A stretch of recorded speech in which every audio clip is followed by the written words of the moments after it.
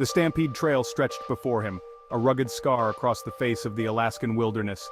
Chris McCandless, or Alexander Supertramp as he now styled himself, hoisted his meager pack and stepped into the unknown. The air was crisp, carrying the scent of pine and damp earth. Sunlight filtered through the dense canopy, painting a mosaic of light and shadow on the forest floor. He was alone, utterly, gloriously alone. This was the freedom he craved, the escape from the stifling expectations of society. Here, in the embrace of the wild, he would find his true self. His provisions were scant, a 10-pound bag of rice, a worn copy of Thoreau, a few essentials. But his spirit soared with a sense of adventure, a yearning for a life stripped bare, a return to primal instincts. Days bled into weeks. Chris moved with the rhythm of the land, foraging for berries, hunting small game. The temperature plummeted.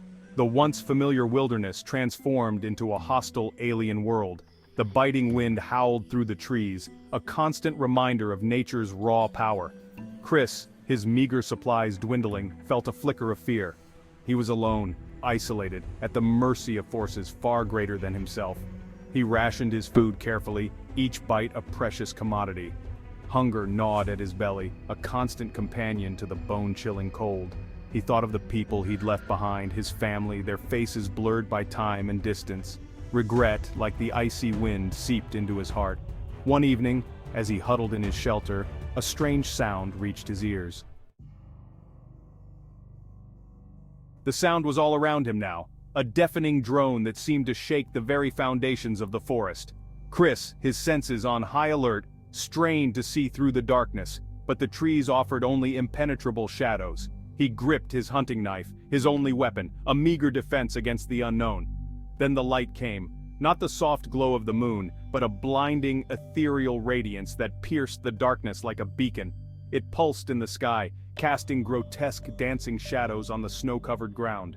Chris shielded his eyes, his heart pounding against his ribs. Through the gaps between his fingers he saw it, a colossal shape descending slowly through the sky, blotting out the stars. It was unlike anything he had ever seen, a vast, metallic structure, its surface shimmering with an otherworldly light. Terror, raw and primal, surged through him, freezing him in place. Chris watched, his breath shallow and ragged, as the light emanating from the object intensified, casting long, grotesque shadows that danced and writhed around him. He felt a primal urge to flee, to run as fast and far as his legs could carry him. But something held him rooted to the spot, a strange mix of terror and morbid fascination. With a sound like rending metal, a section of the object slid open, revealing a blinding white light. Chris shielded his eyes, his mind struggling to comprehend the impossible. He had read about UFOs, dismissed them as fantasies, but here, before his very eyes, was undeniable proof that humanity was not alone in the universe. Silently, almost gracefully, figures emerged from the light. They were tall and slender, their bodies vaguely humanoid but with elongated limbs and large oval heads. Their skin was smooth and gray, devoid of hair, their eyes large and black, like polished obsidian. They moved with an unsettling fluidity, their limbs seeming to bend at impossible angles. The days that followed were a blur of fear and confusion. Chris, hiding in the shadows of the forest, observed the strange beings as they moved about their tasks. They seemed to be collecting samples, their long, slender fingers manipulating strange instruments with an eerie grace. He had tried to flee, to put as much distance as possible between himself and the alien craft, but something always drew him back. Was it curiosity, or a morbid fascination with the unknown? Whatever the reason, he found himself drawn back to the landing site, a moth to a deadly, mesmerizing flame. One day, as he watched from the cover of a thicket, one of the beings turned, its large black eyes fixing directly on his hiding place. Chris froze, his heart pounding against his ribs. He felt a strange tingling sensation, as if he were being scanned, his very essence laid bare. Hunger gnawed at Chris's stomach. His meager supplies were long gone, and fear had kept him from foraging for days. He watched as the strange beings moved through the forest, their alien technology seemingly unaffected by the harsh environment. A desperate plan began to form in his mind. As darkness fell, cloaking the forest in an eerie silence, Chris crept from his hiding place. He moved slowly, carefully, his heart pounding in his chest. He had observed the beings entering and exiting their craft, had noted the seemingly lax security. It was a risky plan, but desperation had a way of silencing reason. Reaching the edge of the clearing where the craft rested, Chris paused, his senses on high alert. The air hummed with a low, resonant energy and the ground vibrated beneath his feet. He took a deep breath, steeling his nerves. He had to get inside. The interior of the craft was dimly lit, the walls curving organically like the inside of a giant metallic shell. Chris moved cautiously, his hand brushing against smooth, cold surfaces. Strange symbols, glowing faintly, adorned the walls, like an alien language whispering secrets to the darkness. He stumbled into a large chamber filled with an array of blinking lights and humming machinery. In the center of the room, suspended in a shimmering field of energy, was a large crystalline structure. As he approached, drawn by an irresistible curiosity, the structure pulsed, bathing the chamber in an ethereal light. Suddenly, Chris felt a searing pain in his head, a blinding white light filling his vision. Images flashed before his eyes, strange and terrifying. Alien landscapes, grotesque creatures, and the cold, unblinking eyes of his pursuers. He cried out, collapsing to the floor, his body racked with pain. As quickly as it had begun, the pain subsided, leaving him weak and disoriented.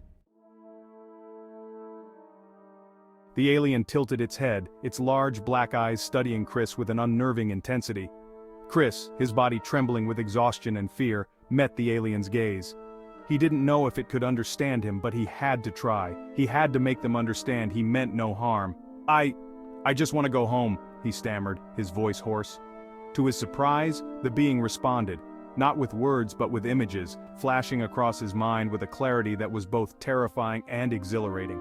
He saw their world, a dying planet ravaged by ecological disaster. He saw their desperation, their search for a new home, their fear of a future without hope. Then he saw himself, a lone human in the vast wilderness, a witness to their arrival. He understood now. The alien, with surprising gentleness, helped Chris to his feet. It then led him through a maze of corridors, the walls pulsing with strange energies. Chris felt a strange connection to the being, a sense of shared understanding that transcended language and species.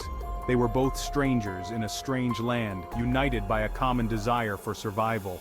The alien led him to a chamber filled with screens, each displaying a different view of the surrounding wilderness. Chris realized with a start that they had been monitoring him, watching his every move. He felt a flicker of anger, a sense of violation, but it quickly subsided. They needed his help. The alien, through a series of images, showed him their predicament. Their ship was damaged, their resources dwindling. Chris, guided by the alien's advanced technology, embarked on the journey to the mountain range. The landscape was harsh and unforgiving, a testament to the raw power of nature. Yet he felt strangely exhilarated, his steps lighter than they had been in months. He was no longer alone in his struggle for survival. He carried with him the weight of an entire species, their hopes and fears resting on his shoulders. He had found a purpose, a reason to push beyond his limits, to confront the unknown with courage and determination. The journey was fraught with danger. He battled treacherous weather, navigated treacherous terrain, and faced down his own mortality with each passing day. But he persevered, driven by a sense of purpose he had never known before. Finally, after what felt like an eternity, he reached the location. Chris stood at the edge of the forest, the alien craft a distant speck on the horizon. He had said his goodbyes, had watched as the craft descended, disappearing into the vast expanse of the sky. He was alone once more, but he was changed. He had looked into the abyss of the unknown and had found not terror, but wonder. He had learned that survival was not merely about conquering the elements, but about confronting one's fears, about embracing the unexpected, about finding common ground in the face of unimaginable difference. He had learned that the universe was a vast and mysterious place, filled with wonders and horrors beyond human comprehension. He turned and began the long journey back to civilization, his steps lighter, his heart filled with a newfound appreciation for the fragility of life, the interconnectedness of all things.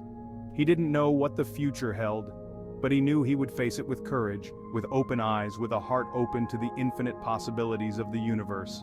He had journeyed into the wild and had emerged transformed, forever marked by his encounter with the unknown.